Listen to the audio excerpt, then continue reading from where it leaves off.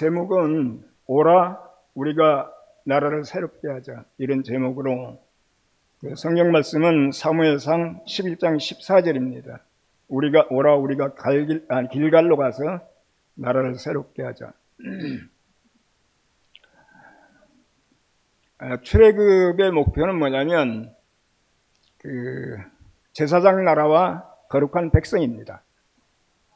하나님이 이스라엘 백성들을 택해서 출애굽을 시킨 것은 제사장 나라가 되게 하고 그 다음에 거룩한 백성이 되게 하는 겁니다. 그 제사장 나라는 나라 전체가 제사장이죠. 단체적인 제사장인 겁니다. 누구가 제사장이고 누구는 뭐 레위인이고 이런 것이 아니고 전체가 제사장이에요. 이스라엘 출애굽한 모든 백성들이 제사장이고 하나님을 섬기는 제사장이라는 이야기죠. 그리고 거룩한 백성은 구별됐다는 이야기죠. 단체적으로 하나님을 섬기는데 구별됐다는 이야기죠. 가장 약하죠. 이스라엘은 가장 약하고 어쩌면 가장 소수의 적습니다. 적은 나라를 갖다 하나님이 택하신 것은 단체적으로 하나님을 섬기게 하고, 비록 적지만 단체적으로 하나님을 섬기게 하고, 그리고 구별되게 해서 다른 민족에게, 크고 강대한 민족들에게 영감을 주기 위해서 그런 겁니다. 이렇게 적고 약한 민족도 하나님을 갖다가 섬긴다. 하나님을 갖다 전체적으로 섬긴다. 이걸 보여주기 위해서 그랬다는 이야기죠. 보여주기 위해서. 오늘 우리도 마찬가지라 하는 이야기죠. 제가 먼저 여름 집회 때 말씀드렸지만 출애굽은 이례적으로 단회적으로 일어난 사건이 아니고 우리가 이렇게 인생을 살다 보면은 계속적으로 출애굽이 일어나요. 애굽에서 탈출할 기회가 계속 있다 하는 이야기죠. 애굽을 세상 이렇게 막연하게 생각하시는 것보다도 힘이 지배하는 세계입니다. 그리고 거기에서 가장 힘센 자가 바로입니다. 힘이 지배하는 세계에서는 계층이 생기고 차별이 생기고 주인이 생기고 종이 생기고 이런 거예요. 이런 곳에서 빠져나오는 거예요. 여기서 이제 가장 힘이 지배하는 세계에서 가장 힘센 자는 바로죠. 그러니까 이런 식으로 생각을 하면 우리는 우리 일생 동안에 몇 번의 출애굽을 갖다 경험할 수 있다 하는 이야기죠. 몇 번의 출애굽을. 자, 여호수아가 죽고 나서 사사시대가 도래해요. 사사시대가. 여호수아가 죽고 나서 사사시대가 도래한 것을 성경은 뭐라고 이야기하냐면, 왜 사사시대가 도래했냐 하면은 여호와를 아는 백성들이 다 죽었다는 이야기죠. 여호와를 경험했던 사람들이 다 죽었어요. 그리고 그 후세들이 가나안 땅에서 태어나서 살기 시작한 겁니다. 그 사사시대는 이스라엘 역사에서 가장 암흑기죠. 여호와를 경험했던 세대, 광야를 통과하면서 여호수아 세대죠. 이 사람들은 가나안 땅에 들어와서 다 죽었어요. 죽고 나서 가나안에서 새로 태어난 사람들은 여호와의 경험이 없습니다. 여호와의 경험이 없으니까 이제 사사시대가 도래한 거죠.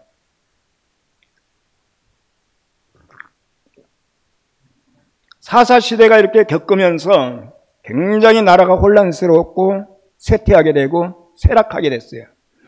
사사시대 이제 끄트머리쯤 해가지고 사무엘이 등장하게 됩니다. 사무엘이 등장해서 오라 우리가 길갈로 가서 나라를 새롭게 하자. 이스라엘 왕국이 선 것이 아닙니다.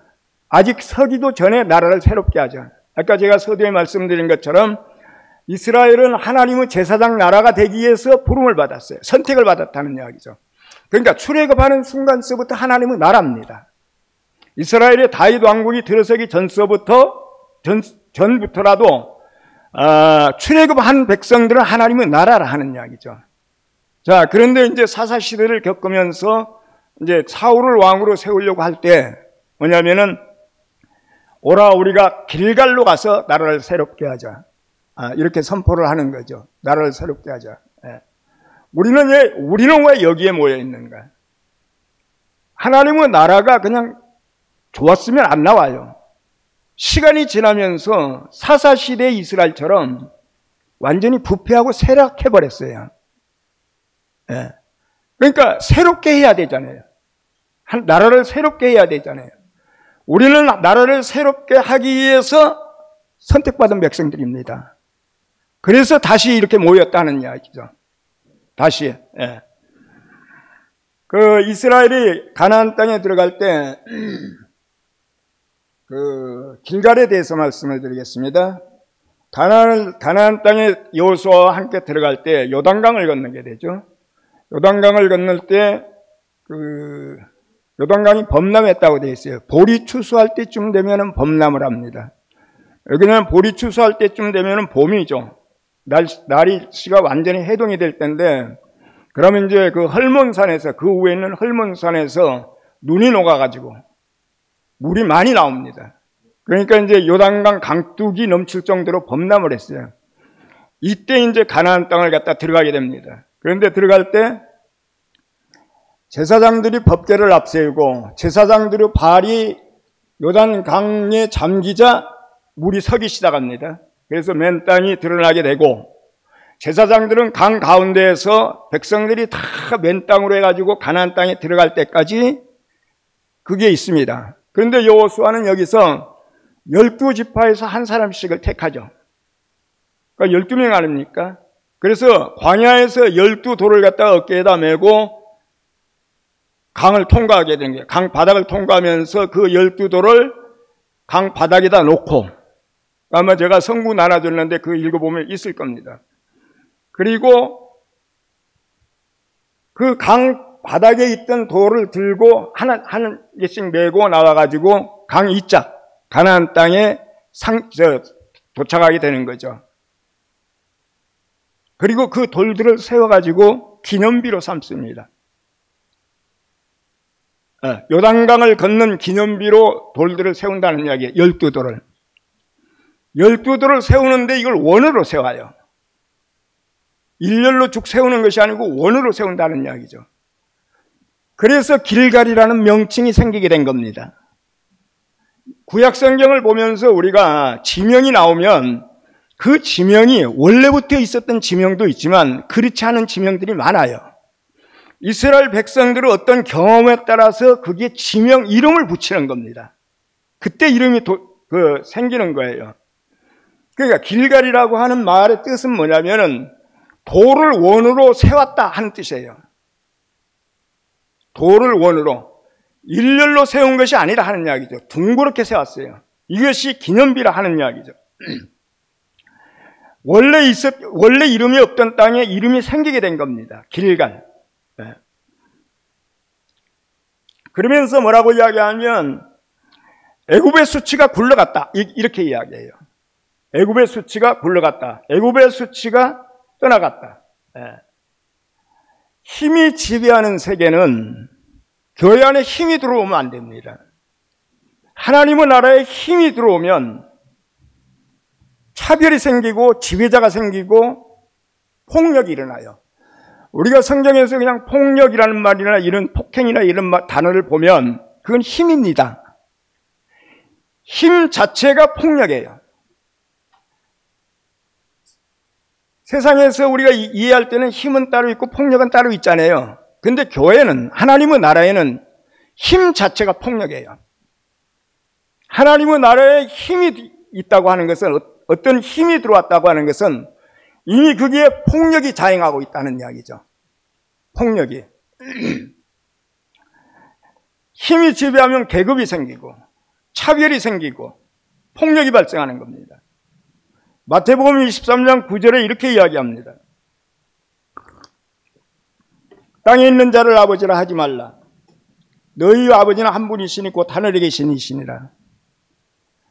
육신의 아버지가 땅에 있는 자죠. 육신의 아버지를 아버지라고 부르지 말라 하는 말이 아닌 겁니다. 예. 육신의 아버지를 아버지라고 부르지 않으면 안 되죠. 예. 땅에 있는 자를 아버지라 하지 말라. 예수께서 이 말씀을 하실 때 이 시대에는 굉장히 가부장적인 사회예요. 가정 자체가 아버지의 그 권세가 지금하고 비교할 바가 아닙니다. 말 안 듣는 아들이 있으면 죽여도 상관없어요. 그리고 살기가 어려우면 딸을 낳으면 쓰레기통에 갖다 버려도 관계없어요. 이게 성경에 나와 있는 거예요. 그 정도로 아버지가 막강한 권세를 갖고 있어요. 가정이 가부장적이면 그 사회도 가부장적입니다. 그리고 나라도 가부장적이에요.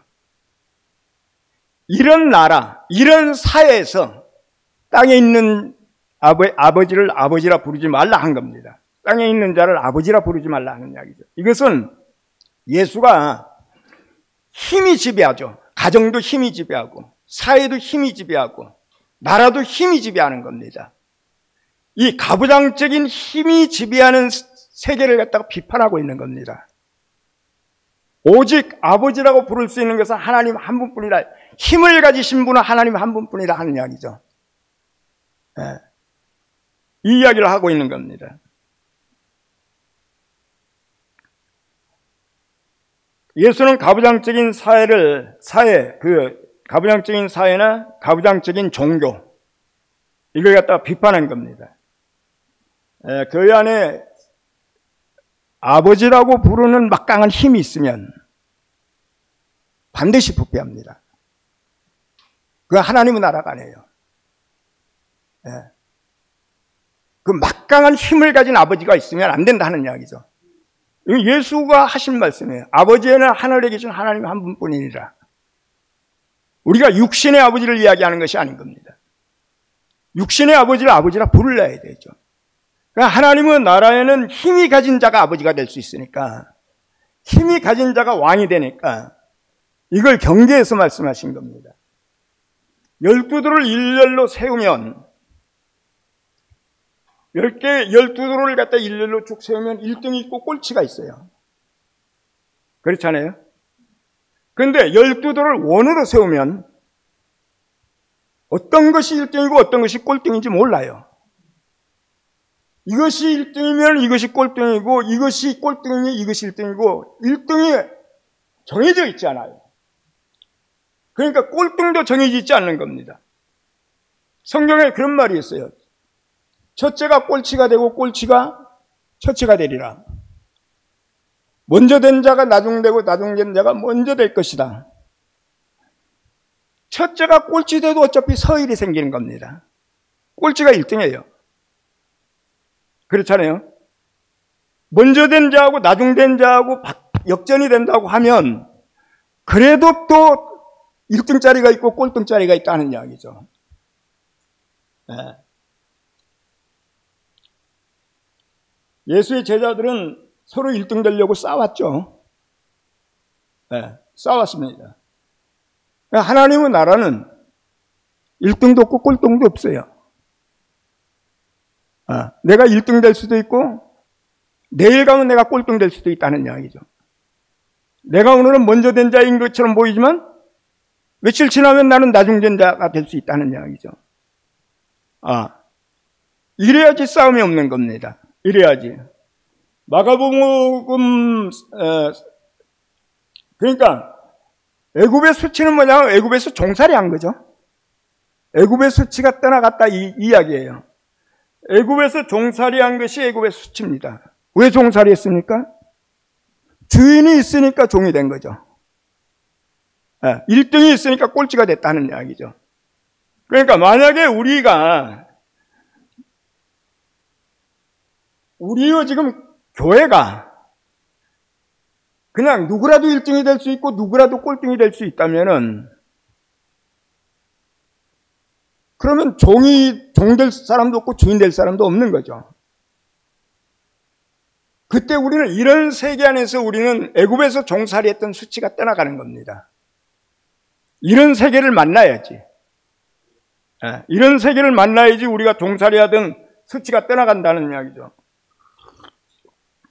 마가복음 3장에 이런 이야기가 있습니다. 예수께서 회당에 들어가니까 회당 안에 손 마른 자가 있어요. 손 마른 자는, 한 손 마른 자는 손이 말라갖고 비틀어져갖고 구부러졌다는 이야기죠. 손 마른 자가 한쪽 귀퉁이에 있었습니다. 회당 한쪽 귀퉁이에서 눈치만 보고 있었어요. 손 말랐다고 하는 것은 손이 마르면, 한 손이 마르면 생존하기가 굉장히 어렵습니다. 고대 사회에서는. 그 생존에 굉장히 문제가 있는 사람이에요. 자기가 먹고 사는데 굉장히 문제가 있으니까 이 사람은 어떠냐면 자기 인생이 위축되어 있는 겁니다. 어디 가서 눈치를 봐야 돼요. 말을 제대로 못해요. 손 마른 거 한 가지 가지고 완전히 자기 인생이 위축되어 있는 겁니다. 아마 해당 귀퉁이에 앉아 있었던 것은 예수가 혹시 자기 손 마른 것을 고쳐주지 않을까 싶어서 와 있었을 거예요. 그날이 안식일이었고 바리새인들은 예수가 안식일날 사람을 고치는지 안 고치는지 한번 보자 하고 아주 도끼눈을 뜨고 그 광경을 쳐다보고 있는 거죠. 그때 예수께서 하신 말씀이 한가운데 일어서라. 이렇게 말씀하신 겁니다. 한가운데 나와서 서라 하는 이야기죠. 일어나 한가운데로 나와라. 일어나 한가운데로. 일어나서 중심으로 나와라. 네가 중심이라는 겁니다. 이 해당 안에 해당장이 중심이 아니고 네가 중심이라는 겁니다. 위축되지 말라는 겁니다. 너는 지금 손이 말라가지고 완전히 네 인생이 위축돼가지고 남의 눈치만 보면서 이렇게 살고 있는데 그렇게 살 인생이 아니라 하는 이야기죠. 네가 세상의 중심이라는 겁니다. 네가 이 공동체의 중심이라는 겁니다. 일어나 한가운데 나와라.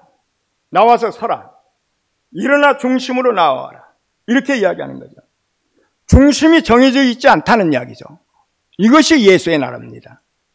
이것이 예수의 하나님의 나라를 하는 이야기죠. 길갈이 원인 것처럼 12돌이 원으로 쌓여 있어요. 1등도 없고 꼴등도 없는 겁니다.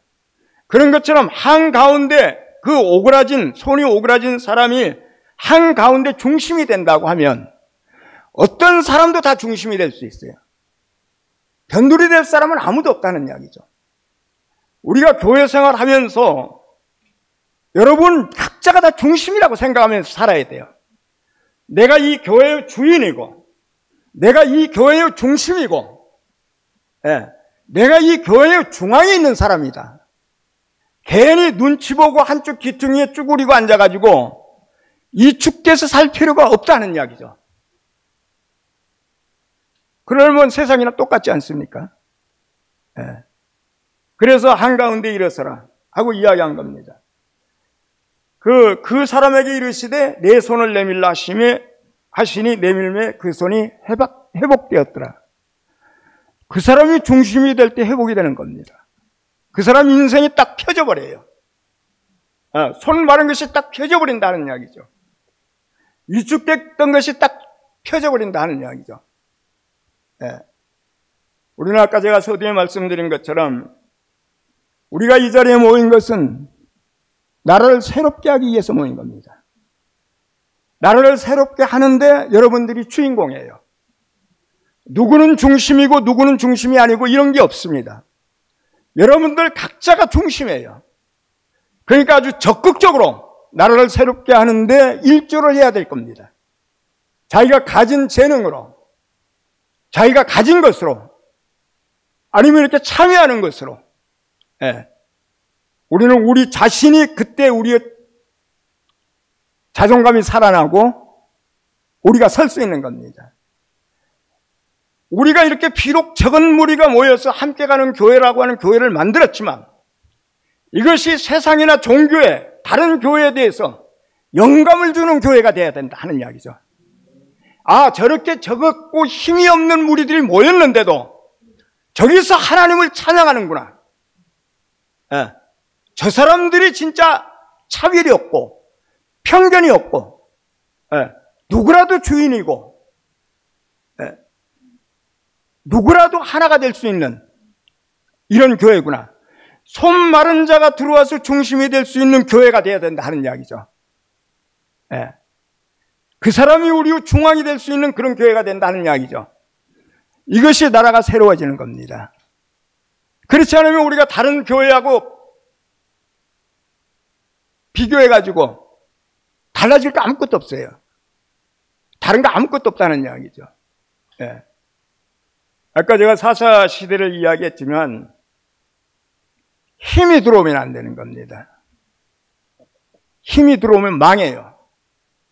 예. 힘 가진 자가 중심이 되면 망하는 겁니다. 예. 아버지라 칭하는 자가 생기면 망하는 거예요. 예.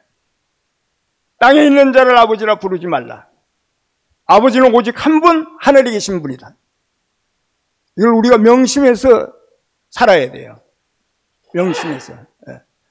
근데 목사님, 우리가 이제 이렇게 함께 가는 교회도 지금 제가 볼 때는 이제 이렇게 잘 굴러가고 있는 것 같습니다. 애굽의 수치도 굴러갔고, 지금 교회가 잘 진척되고 있죠. 이제 교회니까, 외부적으로 교회니까, 목사님은 계셔야죠.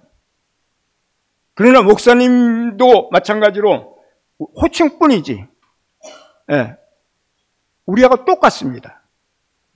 우리하고 똑같아요. 저는 이제 목사가 아닙니다. 저한테 목사라고 부르면 안 되는 거예요. 목사님은 오직 교회에서 김치현 목사님 한 분이면 족합니다. 그리고 목사님도 분명하게 여러분들하고 다 똑같을 거예요. 어떤 힘이 있는 거 아니에요. 어떤 힘이 있고 지배하려고 하는 지배력이 있는 것이 아닌 겁니다. 저는 교회가 이렇게 갈라지면서 주시를 했어요. 내가 만약 교회를 가게 되면 어떤 교회를 가게 될까? 셋 중에. 그 한 교회는 아버지가 있고, 한 교회는 힘센 자들이 많고, 여기 와서 보니까 힘센 자가 하나도 없어요. 아버지도 없어요. 내가 만약 교회를 가게 되면 이 교회 가야 되겠구나. 그럼 목사님이 여름 집회에 와서 말씀 좀 하라고 하길래 아주 홍쾌하게 승낙을 한 겁니다. 그게 제 안에서 결정이 안 됐으면 아마 망설였을 거예요. 저기도 혹시 힘 있는 거 아닌가 하고. 그렇습니다. 저는 이제 오늘 말씀을 여기서 마치겠습니다. 제가 할 말은 다 했어요. 그러니까 이제 여러분들이 간증하시면 되고, 그러면 됩니다. 주님을 찬양합니다.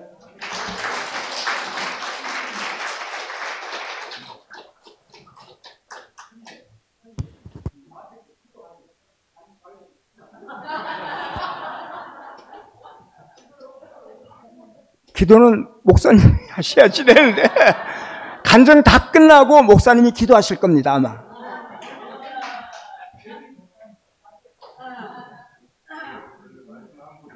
저는 기도빨이 없어가지고. 자, 기도하겠습니다. 참 좋으신 하나님, 예수께서 이 땅에 오셔가지고 불을 던지러 오셨다고 말씀하셨습니다. 우리 안에 하나님의 불이 던져져서 우리가 교회를 새롭게 하고 나라를 새롭게 하는 그 열정이 타올 수 있도록 주님께서 축복하시고 은혜 베풀어 주옵소서. 걸어가신 예수 이름으로 기도드리옵나이다.